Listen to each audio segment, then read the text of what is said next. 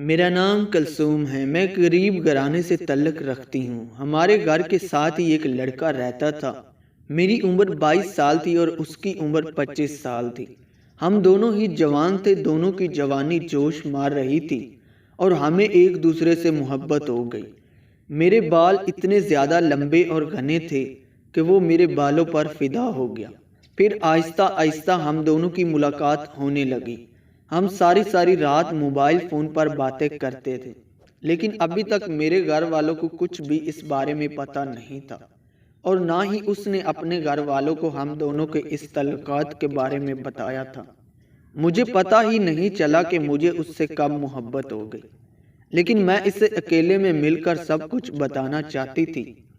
اس سے پہلے کہ میں اسے اپنی محبت کا اظہار کرتی، اس نے مجھے کال پر بتایا کہ وہ مجھ سے ملنا چاہتا ہے اور میرے ساتھ کچھ باتیں بھی کرنا چاہتا ہے۔ میں نے اس سے کہا کہ میری امی کو بھی اب تھوڑا شک ہونے لگا ہے، اسی لیے تم کوئی ایسی جگہ ڈھونڈو جہاں ہم لوگ آرام سے بیٹھ کر بات کر سکیں۔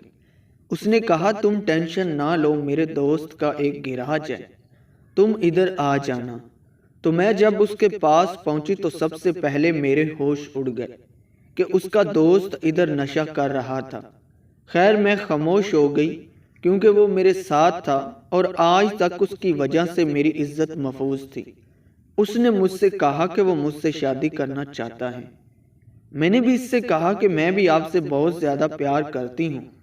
ہم دونوں نے گھر میں بات کی تو گھر والے بھی مان گئے اور اس طرح ہم دونوں کی شادی ہو گئی۔ اور پھر رات کو اس نے میرے ساتھ خوب انجوائے کیا اور مجھ سے کہا کہ میں تمہارے بالوں سے بہت زیادہ پیار کرتا ہوں اور میرے حسن کی سب سے بڑی وجہ لمبے گھنے سیاہ بال ہی تھے، جن کی فکر صرف اسے ہی نہیں بلکہ ان دونوں کو رہتی تھی۔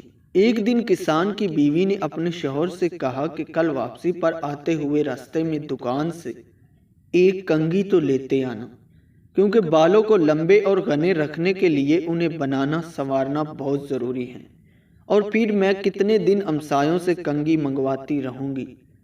غریب کسان نے اپنی بیوی سے معذرت کر لی اور بولا، بھی میری تو اپنی گھڑی کا سٹرائپ خراب ہے اور ٹوٹا ہوا ہے، میرے پاس اتنے پیسے نہیں ہیں کہ اسے ٹھیک کروا سکوں، تو میں بھلا کنگھی کیسے لا سکتا ہوں؟